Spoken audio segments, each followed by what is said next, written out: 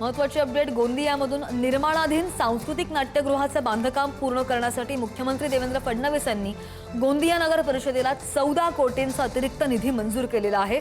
तसंच हा निधी एप्रिल महिन्यातच उपलब्ध करून देण्याचे निर्देशही दिलेत। यामुळे नाट्यगृहाच्या 2014 पासून रखडलेल्या बांधकामाला गती येण्याचा मार्ग मोकळा झालाय।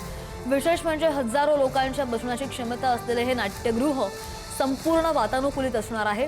मात्र बांधकामामध्ये अनियमितता आणि शून्य नियोजनाचा कारभार पाहायला मिळतोय। बांधण्यात आलेल्या दुकानांची उंची जास्त असल्यानं दुकानदारांना ते सोयीस्कर ठरणार नाही असं ही चित्र बातमी आहे गोंदियात। एक नाट्यगृह हे 2014 पासून या नाट्यगृहाचं काम रखडलं होतं। आपण बघू शकतो हे नाट्यगृह आहे, सर्वत्र घाणीचे साम्राज्य आहे सध्या तरी। आणि हे नाट्यगृह आहे 2014 पासून याचं काम रखडलेलं होतं। मात्र 14 कोटीचा हा निधी मिळाला असल्यामुळे आता नाट्यगृहाचं काम सुरू झालं आहे। आपण दाखवत आहे अशा प्रकारे या नाट्यगृहामध्ये जवळपास हे वातानुकूलित नाट्यगृह असणार आहे। 1000च्या वर इकडे दर्शक इथे उपस्थित असू शकणार आहेत, 30च्या वर इकडे दुकाने आहेत। मात्र आता हे नाट्यगृहाचं बांधकाम पुन्हा एकदा सुरू झालं आहे। आता लोकांना प्रतीक्षा आहे नाट्यगृह केव्हा बनणार। आपल्यासोबत काही इथे स्थानिक आहेत, काय सांगाल ज्याप्रमाणे नाट्यगृह आता काम सुरू झालेलं आहे आणि आता लोकांना असं वाटतं की केव्हा बनणार, काय सांगाल तुम्ही? मागील अनेक वर्षापासून आपण जर पाहिलं तर हे नाट्यगृहचं काम सुरू आहे। काम सुरू असताना कित्येक दिवस हे काम बंद होतं। गोंदियाच्या कलाकारांनाही वाटलं असं की मुंबई पुण्यासारखे इथेही नाटकं येतील आणि लोकांना चांगले चांगले नाटकं पाहायला मिळतील।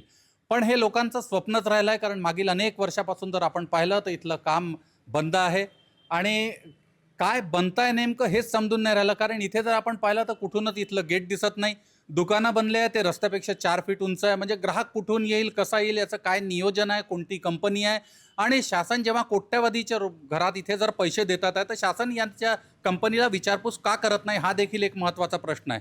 आजही जर तुम्ही स्थिती पाहिली तर असं वाटतं आहे की हे जे सामान लावलेलं आहे हे जर नाट्यगृह सुरू करायचं असेल तर हे सामान पुन्हा लागणार आहे। म्हणजे एकदा जो निधी गेला तो गेला आणि पुन्हा एकदा निधी लागणार आहे। आज गोंदियाच्या जनतेला फार इच्छा होती की इथे चांगले चांगले नाटकं येतील, चांगले चांगले कार्यक्रम पाहायला मिळतील, पण ते मला असं वाटतं आहे की सध्या तरी ते स्वप्न आहे, ते स्वप्नच राहणार। आणि आता जर म्हणतात आहे की काम सुरू झालं तर ते आता किती दिवस सुरू राहणार आणि ते पूर्ण होतपर्यंत सुरू राहणार का, हा देखील प्रश्न इथे वारंवार निर्माण होतो। आशिष जुनगरे, पुढारी न्यूज, गोंदिया।